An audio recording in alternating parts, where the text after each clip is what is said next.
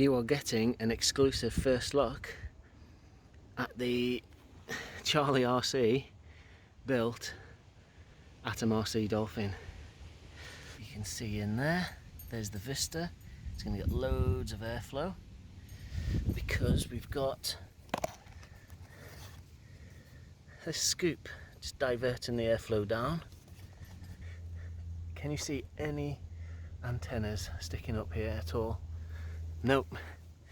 Hidden at the back here is the VAS X5 Pro, and that feeds. There's your crossfire. There you go, buddy. And yeah, that's the electronics bay. The speed controller is underneath. It's in here, 50 amp. For the moment, I've just got the Vista antenna just there. It was sticking out the bottom, but I'm not actually going to use this one. I'm not going to fly this until my aeropod arrives, and I'll just drill another hole a little bit further back, and that will go in that flat area. So you got the lump, and then there's a little bit of a flat area.